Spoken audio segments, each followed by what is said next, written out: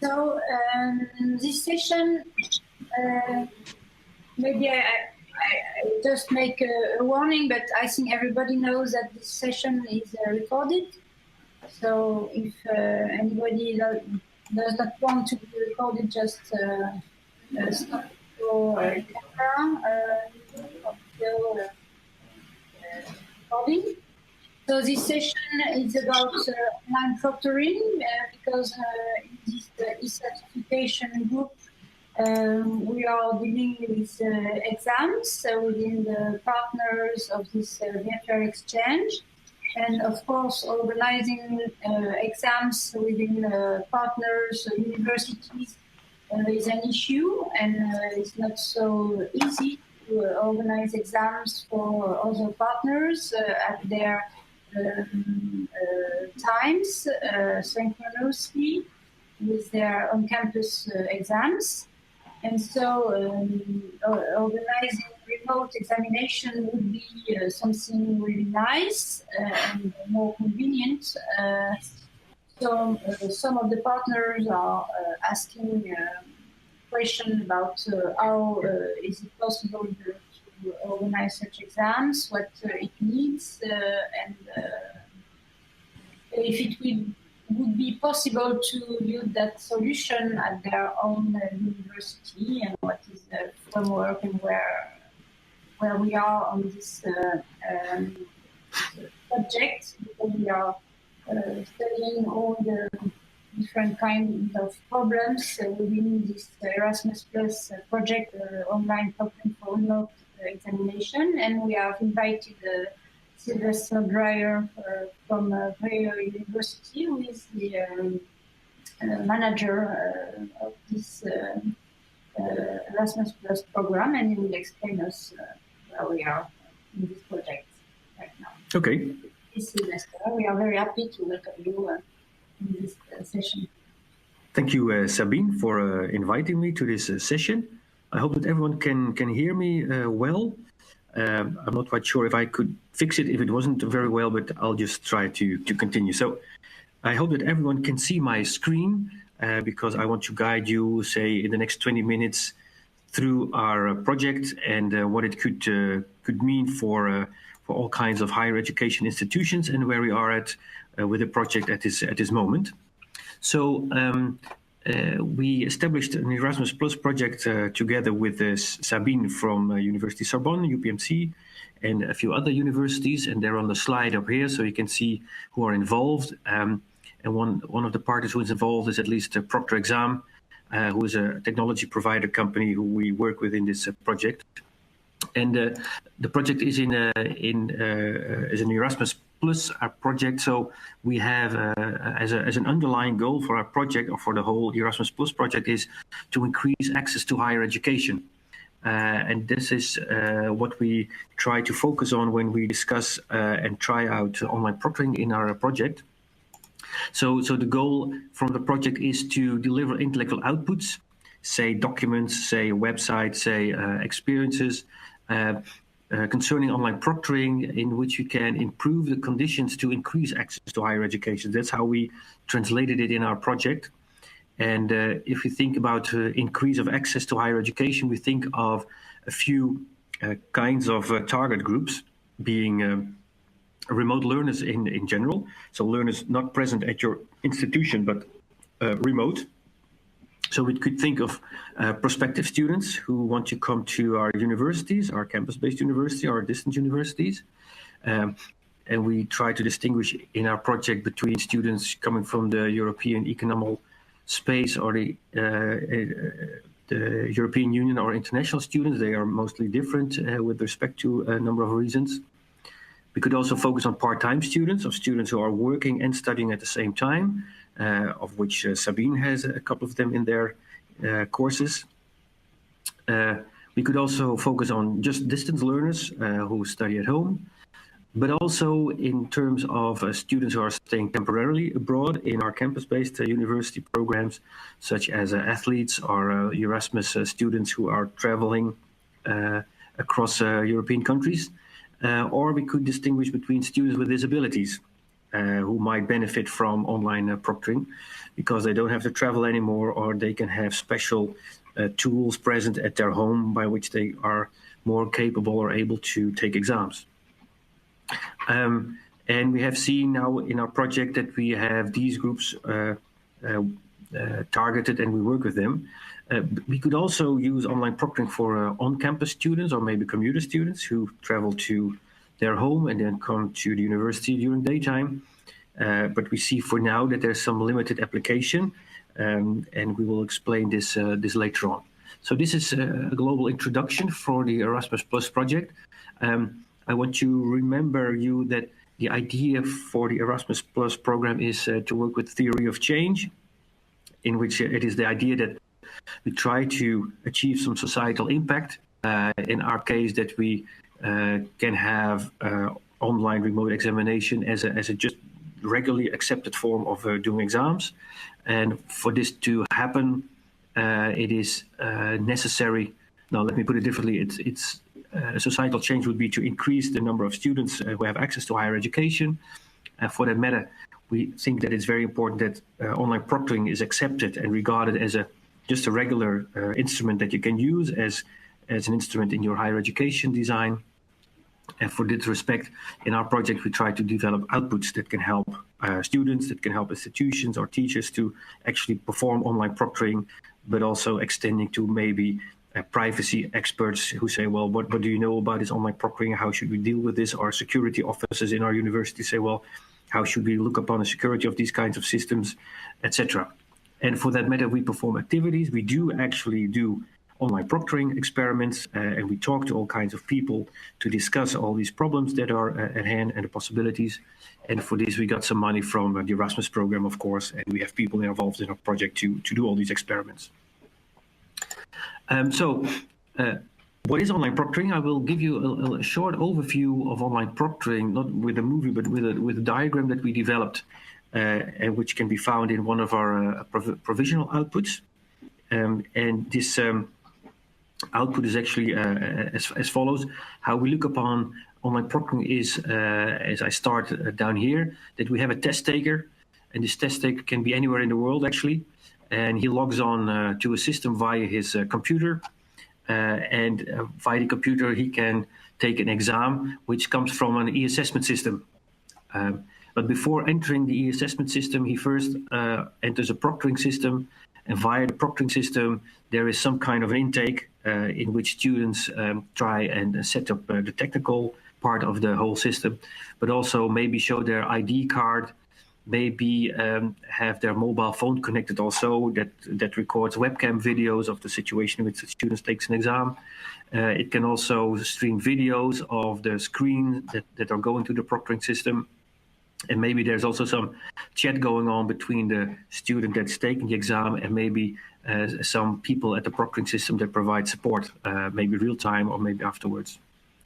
So when the student has started by having a login procedure, he then takes the exam. So the answers are recorded in the exam system and not in the proctoring system as we use it in our project. And when they are finished the exam, then they shut down the proctoring session, and then all the material is recorded in the proctoring system. When that has been taken care of, then these video images and all these streams and information is reviewed. And we call this being reviewed by a proctor, or in the UK, they say the invigilator. And the proctor can see all the information related to the person itself, like the ID information, but also screen recordings, webcam recordings, or the recordings from the mobile phone. And when there has been no suspicion of fraud or whatsoever, no irregularities, then that is fine. The proctor says, well, there's no problems, and the exam that has been taken by the student is then granted or awarded. Might there be some problems? Then maybe an examiner, say a teacher from an institution of higher education, also reviews the images that have been reviewed by the proctor before the reviewer, and then tries to assess, well, would there be a case or suspicious behavior that could indicate some kind of fraud? And if they then say, well, yes, I do think there is committed some kind of fraud, then mostly images and materials go to an exam board who actually decides in our universities on the verdict, well, was this really fraud or not. And the materials that have been collected, so the webcam videos and etc., that can then be used as evidence to support any kind of process in which a legal procedure might be followed, trying to establish whether or not there has been actual fraud. So this is, in short, the whole process of online proctoring. What I would like to add to this is that I describe now the session, the procedure in which images are recorded and there's no real live support for the student or no live proctors watching the students as they take the exam. But that's also one of the possibilities. So at the moment that the student is taking the exam, the proctor is actually live watching the videos and screen captures of the student, actually in the way that we are now having this online meeting, to be honest. And for this to happen, you need like technology, you need proctor exam systems, you need e-assessment systems, you need to have all kinds of procedures in place. When do you do what kind of stuff? And you need people in place that know how to perform all these actions. So this is online proctoring as we would describe it in our system. It is interesting to stand still a little bit by the need for proctor test because it's still, and it might remain until forever, that it's just a part of higher education culture. Students, they take courses, they learn, they are taught, and mostly maybe halfway or maybe at the end of a course or a semester, we expect them to do an exam. So we call them end of course achievement tests, exams, tentamens in Dutch or Prüfungen in German. And also we have a culture of admittance or selection tests or maybe eligibility tests that they are allowed to enter university. And in higher education culture, we call them high stakes. And this is important because high stakes assessment means that every student has the same chances to get a good grade. So it should be fair. And of course, it is fair also when the exams are reliable and valid. And reliability in testing terms is mostly related to psychometrics.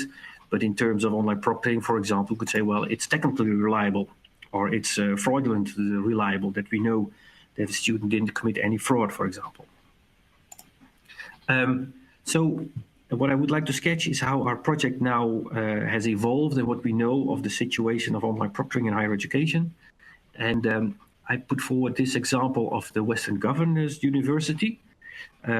This is the most interesting example as we know from our project. This is a relatively new, fully distance education institution, having 80,000 students and growing very rapidly in the last couple of years. And actually their philosophy is that, well, we do not really provide education, but we do the testing. So if students go to Western Governors University, Western Governors says, well, you can go to another university, take a MOOC, go somewhere else. But if you finish your course, then we take care of the assessment. So they now do like 36,000 assessments per month. And this was like a year ago. So this will have increased.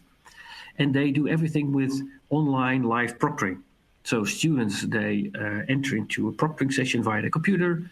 And at the other end of the line, there's a live proctor. And they help the students get into the system. And they watch them as they take exams.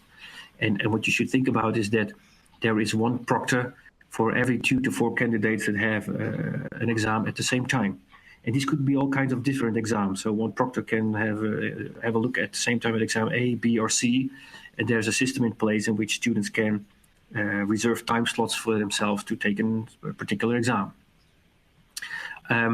What we know from Western Governors University is that they started off with all kinds of fancy technologies, or they tried it out, like iris recognition or voice recognition or typing recognition or whatever.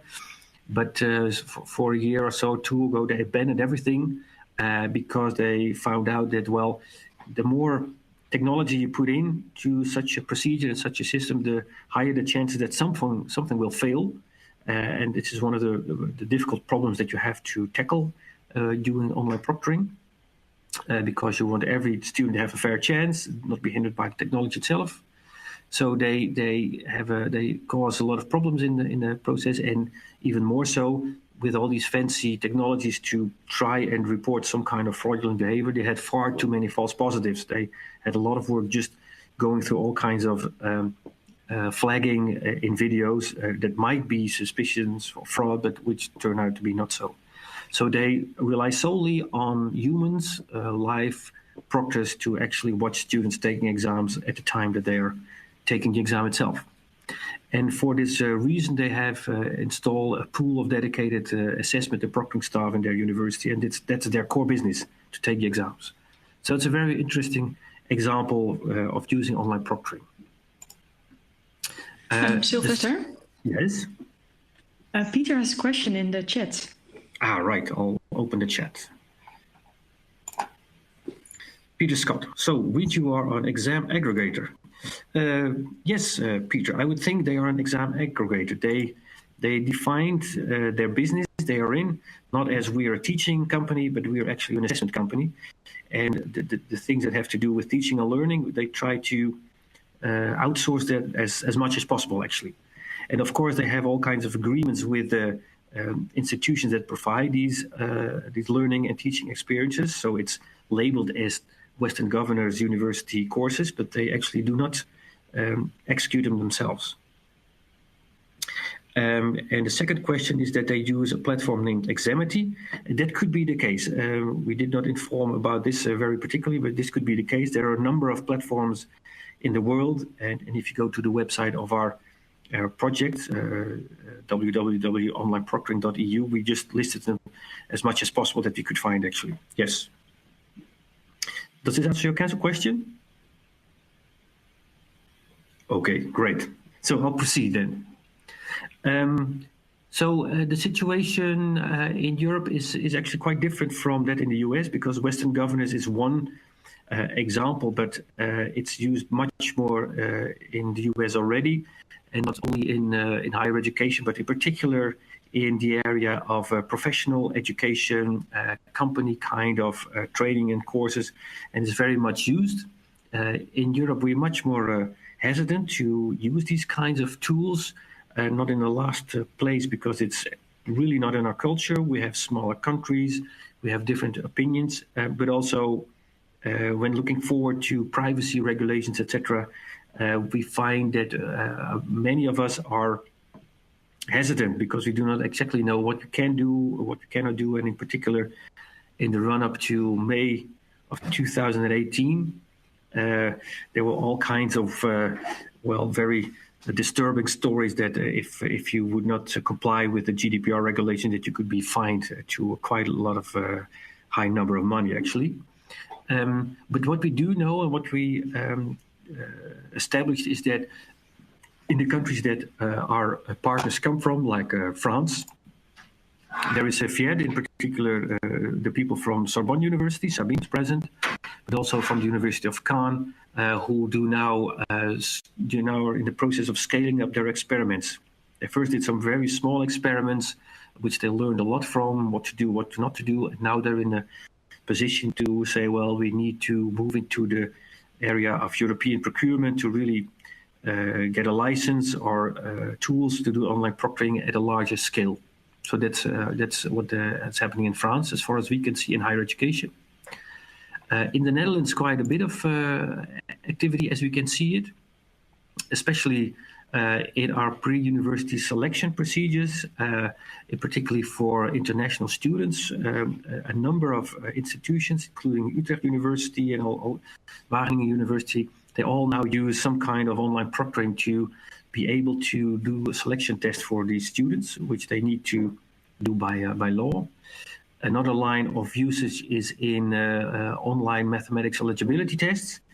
We developed or have developed within our OP4RE project a mathematics eligibility test for international students to be able to show that they could enter our universities, which is now really growing, and we work together with a company called Sowieso.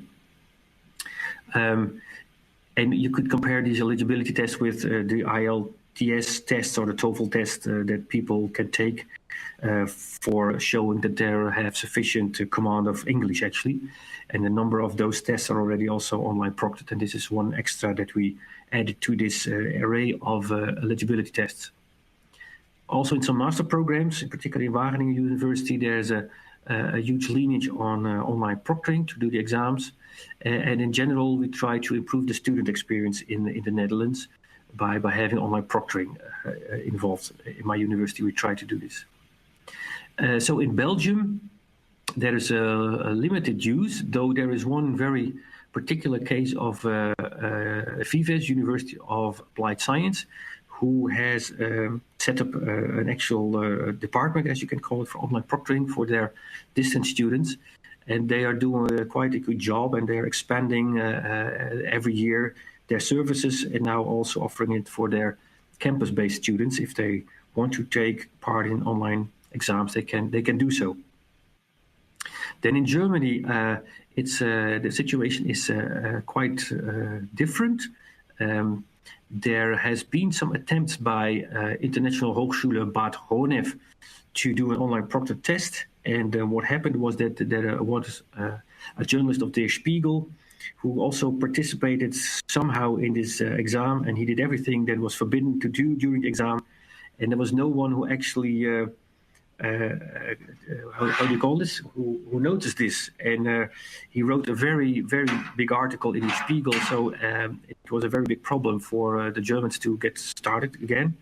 But the partner in our project, Wilhelm Bücher University, just now tried to say, well, we need to move forward, and they try it again. In the United Kingdom, there is much more activity. They are more leaning towards US institutions about how to go about online proctoring, and in particular, our partner from Hertfordshire University, they do now systematic online proctored tests in their distance education program, and they try to really bring in their experiences in our project. So this is the situation in Europe as we see it. What we see that is quite limited, actually, the use of online proctoring, much more limited than in the United States, at least, and also in, for example, South America and in the Spanish-speaking worlds of the country, parts of the world. And well, why is that, could one imagine? And what we think is that in higher education, as we have it in our universities, the scale of the number of exam takers is actually quite limited. So you have to do quite a lot of work to make online proctoring work, though the number of exam takers is, say, maybe 50 or maybe 200. Whilst if you have an online program like a TOEFL, then you have thousands and thousands of students every year, so you can really work on your procedures. What we also have in our universities is that most exams are conducted at exactly the same time. We have this very time-framed curricula in higher education. So that is different from students being able to get a time slot for their own convenience and then take an exam. All students in our universities have to take the exam at exactly the same time. And this makes things much more complicated in terms of technology and logistics and answering to problems that might occur during an exam.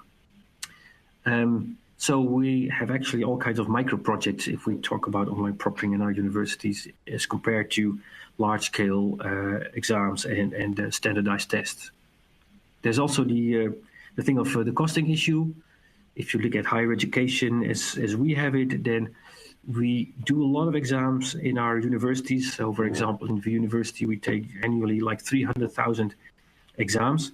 But if you ask in our university, well, what does this cost all together? Nobody knows, actually. It's all intertwined in all kinds of other costing subjects, such as the housing or the paperwork of people. And if you have to pay for every single online exam, then it's still not in budgeting minds for people and the financing mind of people to really take this into account. And we have some institutional implementation issues, I would call it. If you're really used to just face-to-face exams, then it's just very difficult to transform into an online proctored experiment. So these are things that keep the situation in Europe limited.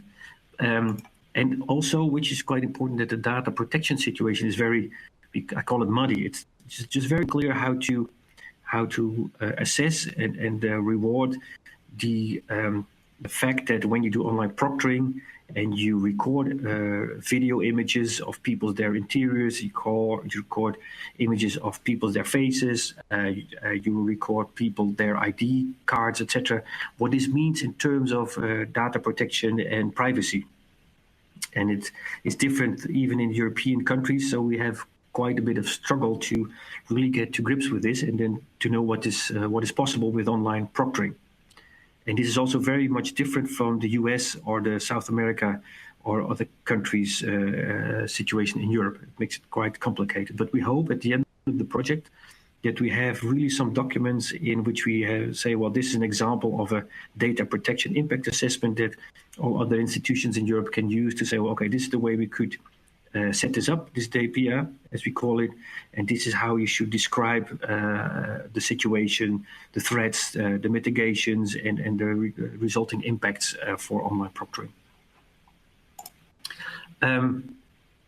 The other thing is that it's just very interesting now to say, well, what is the candidate experience? We try to look into this also. And what we can say in general, that if there is no technical flaws, so students get an email in their email box with instructions what to do, and that's already one of the first hurdles you have to take, because if you send out emails using automated systems, they mostly end up in a spam box, or students don't read them very carefully. But if they do, and they follow the instructions, and they do it not too late before an exam is due, then there is actually, it's a rather good experience. So the general data that we have, and I think Sabine will explain a little bit about it too, is that students are very in favor of online proctoring. They think, well, it's a very good alternative to face-to-face examination. But we also know that the first-time experience is very important because there's quite a little bit of anxiety. Students do not really know what will go and happen, if they have the correct bandwidth, if everything works fine at the moment of that there is an exam, or on which link they need to click, or what do they have to do if they by accident close the browser window in which exam is. These are all anxiety-inducing kind of experiences. And indeed, there is quite a number of a fair percentage of technical failures also. Bandwidth issues with the students who are traveling abroad and think they can have an exam somewhere in some kind of canteen, for example, but also little bits of software problems, even password problems that students just forgot their passwords and then they have to find it when the exam has already been started, etc. So these are anxiety-inducing problems. But then, and if you use the same system again, and if you keep in place the same procedures, then this anxiety fades away very quickly, actually. So if they have had their first experience and they really succeeded in going through the whole sequence, then anxiety levels drop, we believe. I go to the last slide. I think one of the difficulties that we find is actually the privacy aspect is quite important. In particular because we just work with sensitive personal data, video footage, ID cards, pass photos, which can reveal racial or ethnic information, maybe religious beliefs. If you have people with headscarves, or we have little crosses in a home environment, for example, or maybe their mental health, and how to assess and how to value these information in an online proctoring setting is quite difficult, actually. So we're working on that. In terms of, does online proctoring actually prevent fraud, or is it easy or not to commit fraud during online proctoring? The experiences that we have now indicate that there is so much more information than in a face-to-face setting, that we believe that there's less fraud taking place with online proctoring than having exams in a regular examination hall as we have it. So I'd like to conclude my introduction here. I talked like half an hour, maybe a little bit too long, and I see one question of Peter Westcott. UK estimates are that traditional exams cost about 1 billion per year. Well, this might be the case, and if we move towards different kinds of examinations, we should compare these kinds of numbers. So I think that is something that we need to do in some kind of future, as our, at least in the Netherlands, but maybe throughout Europe, the the money that we get from governments or the money that students have to pay drops or increases. So we should be very careful with where we put our money, actually. So I want to conclude here, if that's okay, for the conference chair. Okay. I had muted my microphone. Thank you, Sylvester. Okay. Anybody has some questions?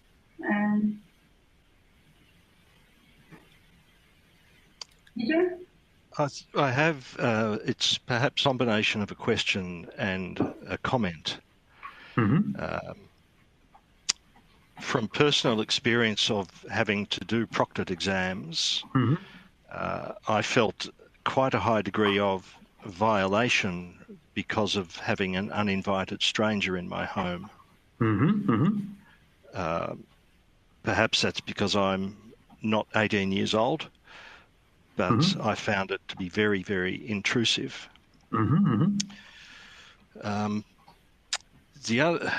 Another comment I have is that online proctoring actually appears to increase the amount of work that is placed onto the campus and onto the teachers.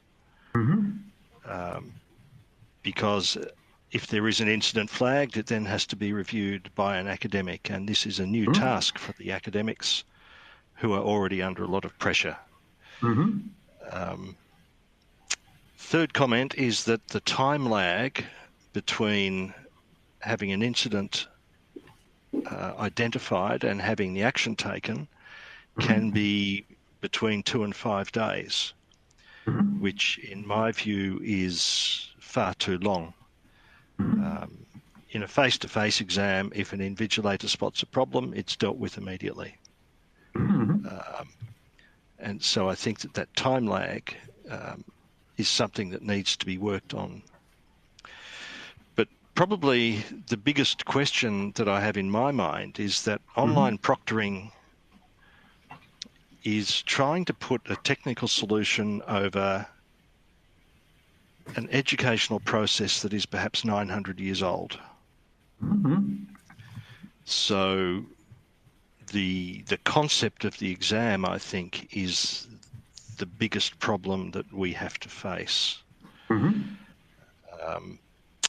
in RMIT, our student welfare people are very keen on phasing exams out altogether, except where there is an industry body that needs a certification. For example, certified practicing accountants need to do a certification exam. And I think particularly with the way that education is moving towards blended models and flipped classrooms, my personal view is that formative assessments are becoming far more important or relevant than a big summative assessment at the end of the semester.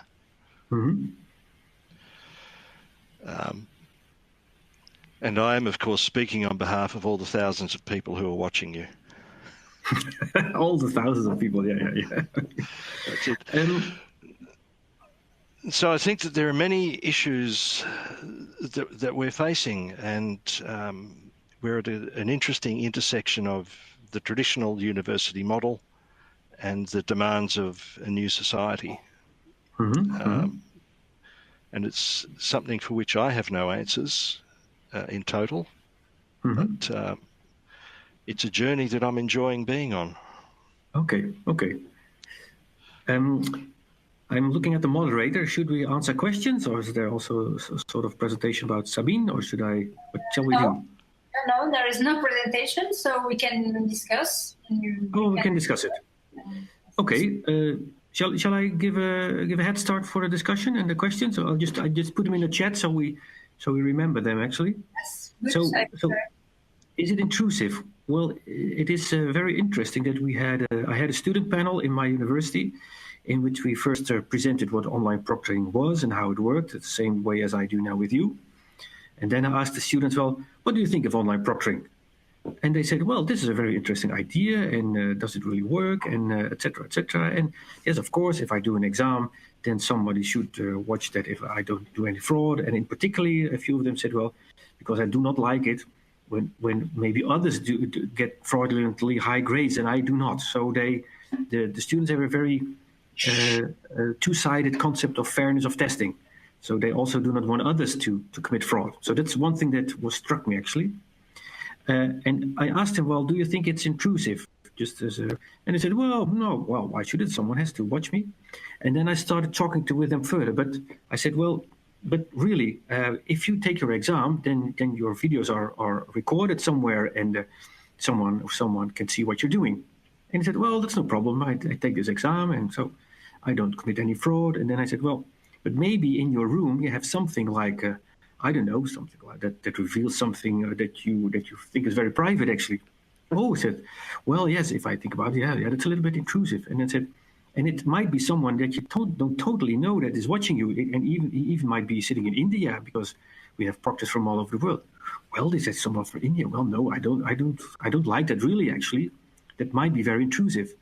So what I found, actually, was that if people, and it's the same with just general privacy, actually, there's a lot of people who say, well, I don't have anything to hide. I don't think it's a very big problem. But only when you start discussing it, and when you start to give examples in which people think, oh, well, if this might be the case, well, then it might be very intrusive. Then people really might get wondering, well, is this really a good idea? And then they might come to a stage that you start now with, because you say, well, I felt it was very intrusive. So it's a very broad spectrum of ideas that we could have, indeed. And I think in the future, one of the main things is that you should be very transparent in using these kinds of technologies. Who are the people that are actually working on it? What do you do with the data? Instruct them very clearly that there's someone watching your room. So be careful to cover or remove anything that you feel is very personal. So that's the way I think you should go forward with this. The second point, is it an increased amount of work? I do think, in particular in higher education, because you have actually micro exams, if you compare it to the large-scale standardized testing industry, that indeed it could be a lot of work. And Sabine, she can tell you from their own experience, it can only work if you have like a dedicated staff who's really doing everything, actually. If you would expect all teachers to plan these exams and do all the reviewing and set everything, then it's really unworkable, I think. You should have a special unit in your university to really take care of everything, actually, except for making the exam itself and doing the scoring of the exam, the grading of the exam. Then the third point with a time lag, that could indeed be a problem. So if you have live proctoring, you should be very good in your institution to instruct them the same way that you would instruct a proctor, which is in a face-to-face setting in an exam hall. They're also very well instructed on what to do in case that you suspect fraud. And our online live proctor should be acting in the same way, actually. So then you have no time delay, and then you can tell students upfront what you think that's going on. It's not different from a face-to-face situation. However, if you just use record and review, then it's different, and then the problem that you identify indeed can occur. And I think there is two sides to this. The first side is that you, again, have to be very transparent, that you say to students, well, we do the review, and we do the review within this set amount of time, and you should stick to it 100%. So otherwise, students will get very annoyed and frustrated, I think. On the other hand, if they know that someone is really watching the videos, but they also know that they didn't do anything suspicious in fraud, that's not the biggest problem, I think. The biggest problem would be if you really did try to do some fraudulent activities, that it becomes a really annoying. So it's a little bit more subtle than just saying, well, there's a time lag, I think. The fourth thing is it's the technical solution for an old concept. It is indeed an old concept, doing exams, but how I look upon the history of education or the history of higher education and the speediness in which things change, I do think that exams as we have them now, they remain to be a part of regular higher education. There is just a number of domains and concepts in which performing at your best at a certain point to really show if you're in command of a very highly cognitive demanding domains such as mathematics or statistics or all kinds of these domains, for which this is a very good and also very well accepted form of examination. And the discussion about, well, should we get rid of exams altogether? That is indeed an important discussion, but it's also already a very old discussion. I know these discussions already were omnipresent in the 70s of the previous century, and still it didn't change around very, very bigly. Of course, there's much more diversity in education in terms of assessment practice, etc. But there still be a place for the good old exam, I think, and which is very, very worthwhile in higher education. So this would be my responses to your obviously very, very important questions. Yes, I think we are in furious agreement on many points. Perhaps I can touch on some solutions that we're working on for some of those problems. For example, with data security, our procurement contracts specify that all data must be kept within the Australian jurisdiction. So all data centres have to be onshore, which actually means that some of our potential vendors are excluded because they can't guarantee that. But certainly big players like Amazon Web Services can guarantee that the data will be kept onshore. Exactly. And I think particularly with GDPR, that would be a very important thing. Yes. Also, technically, with regard to the capturing student IDs, it seems to me that it's a very big security gap to have student IDs kept in a third-party cloud somewhere. So we're working with a proctoring vendor so that when the student holds up their ID to the camera, it actually interrogates our internal university system for the photograph that we have on record of the student and compares it to that photograph so that no new copies need to be made and stored elsewhere. And that is something that I think goes a long way towards resolving those issues, because none of the proctoring companies that we've spoken to can guarantee data sovereignty if we insist on a certain jurisdiction. And that's something that our security people are particularly concerned with. Because we have de facto implemented GDPR regulations because we have a campus in Barcelona. And so we're moving towards GDPR style of data retention. Now, another interesting thing that's that we're also working on is proctoring of quizzes and tests during formative assessment. So that every time you have a quiz or a questionnaire in the LMS during a course, the solution we're looking at can actually apply proctoring to those formative assessments. And we're finding that there are probably two different sets of requirements for those different styles of assessment.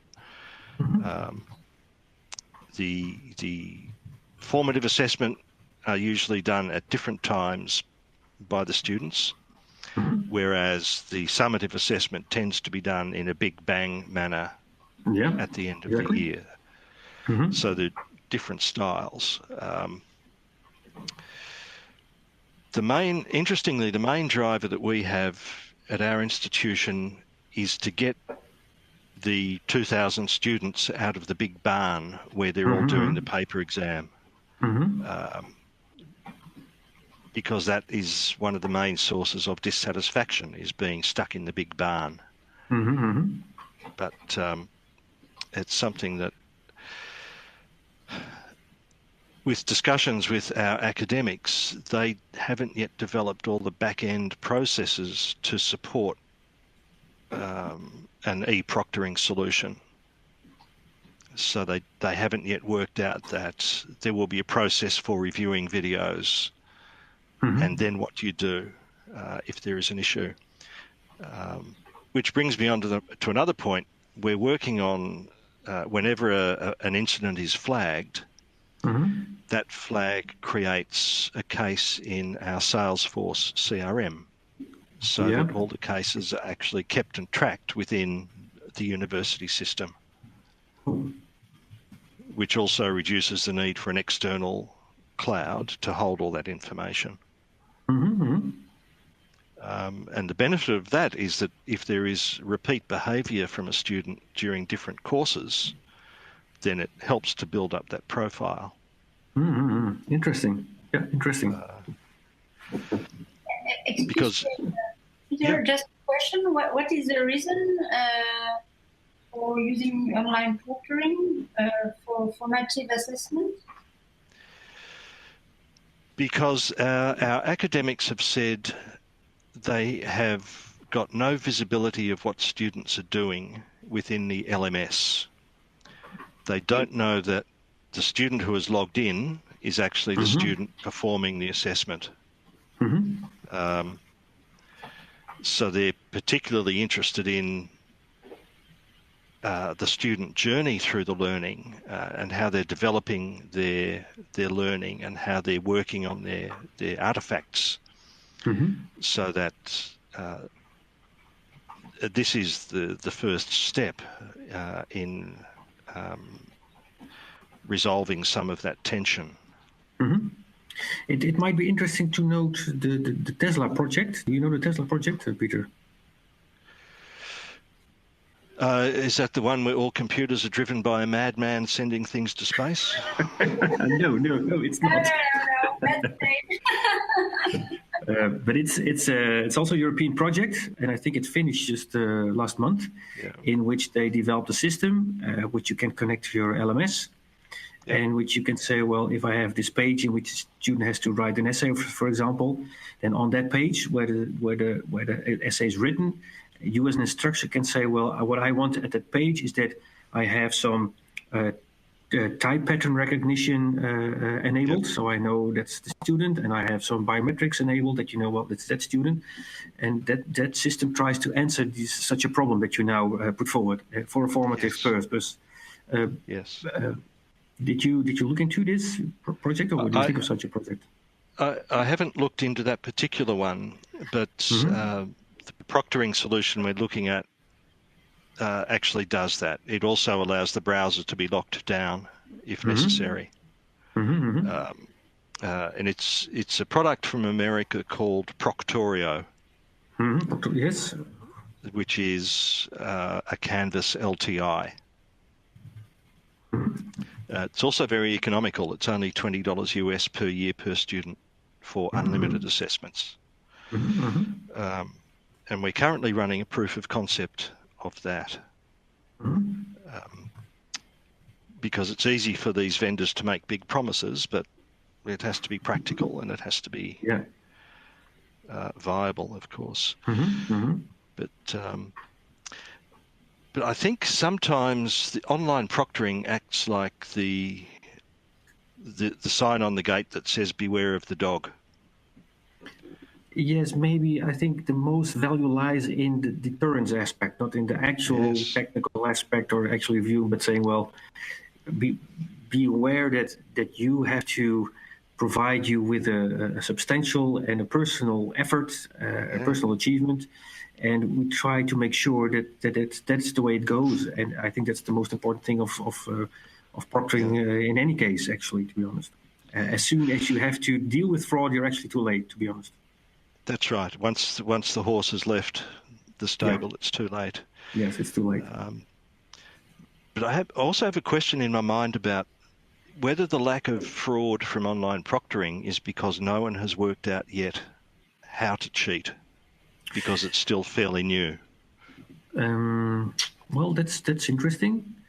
We have, of course, very, very big difficulty in establishing in a sort of scientific way, well, how many fraud, how many cheating takes place anyway. We don't even know from like face-to-face examination settings. We just simply don't know.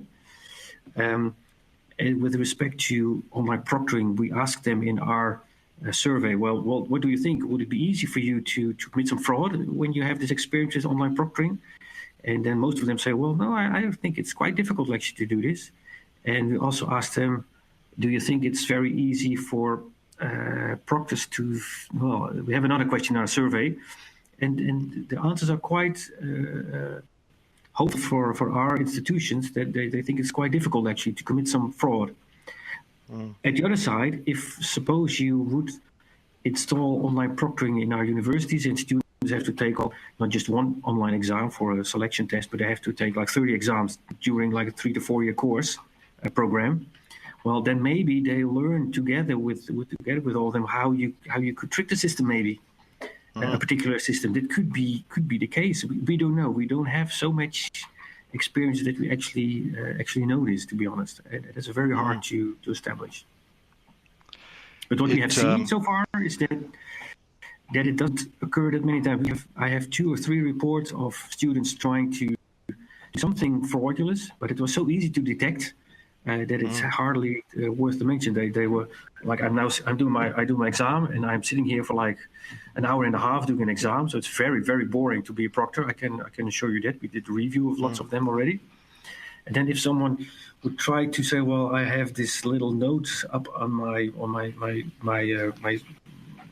chair, then something like this will happen, or something like this will happen. And this is just, I think it's very difficult to really commit fraud. The only thing that we really thought was if you have like something like a Google Glass or something, in which stuff is projected and you can really communicate, or if you have, I just go up, if you have a camera button in your shirt and you film the actual contents of an exam and then you post it somewhere on the internet, so then your exam is out. These are the really difficult bits. And the third one is having a twin brother or sister taking the exam. So these are the things that we think that are most vulnerable, actually.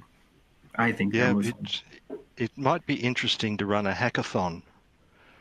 It might be interesting to run a hackathon, yes. And so what we try to, it's quite difficult to get this going at a certain scale, of course. But what we try to make in our project is like 20 films, 20 movies of students trying to teach to cheat in a particular manner.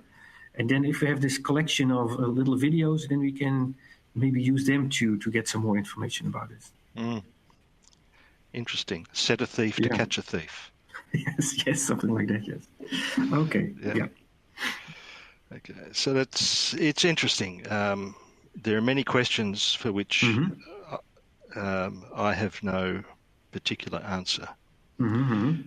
But from my previous life as a business analyst, it's usually the back-end processes that will let this down if anyone tries to implement it.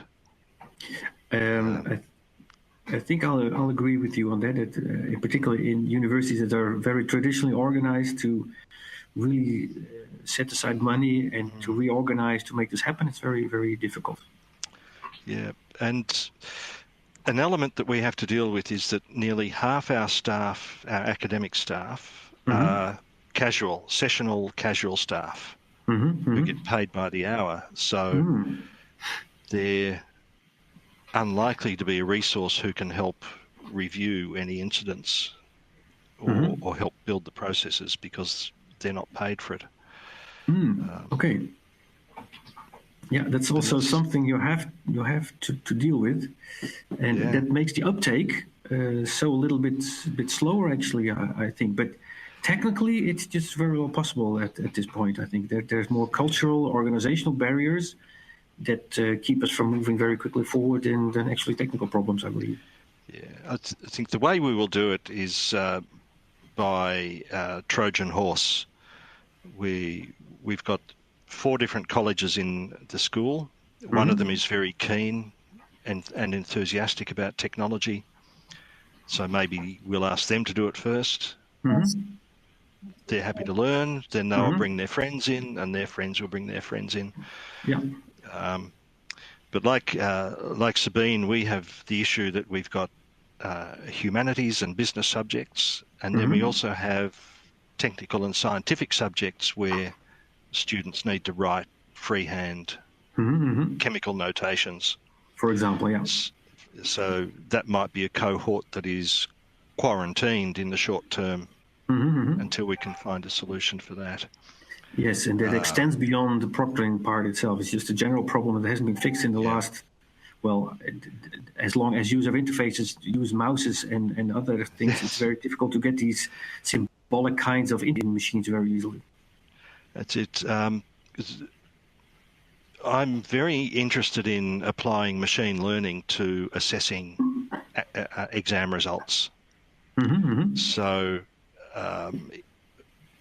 the concept of running machine learning across that manual notation then means that every drawing has to be on the same size piece of paper. For example, yeah. For example, which means that the technology then has to be able to serve up that same size canvas every time. And we're looking at a separate tablet that plugs into a device, a computer, that is an extension of the desktop, but it's like using a pencil on an iPad Pro. But it doesn't actually have any processing capability. It's just a screen. It's just an input device. Just an input device. And so perhaps that's something that could work. I think what I really find interesting is that you now have all kinds of form systems already, which support the idea that you give a signature online on your device. And these kinds of question types, actually, that you can write something or draw something, they should be much more incorporated in an assessment system as we know them, like the question marks of these worlds and the other kinds of systems, which could be a very interesting kind of functionality in an assessment system, including that people then use tablets or whatever to provide input. So maybe something can turn up in the next 5 years or something with these vendors. And then what do you do for a remote proctored exam for a medical situation where someone is doing a medical practice? Like they have to, for example, do the scrubbing up procedure prior to an operation. How do you then moderate that online? As an exam, you mean? As an exam, because in our nursing school, that is one of the modules is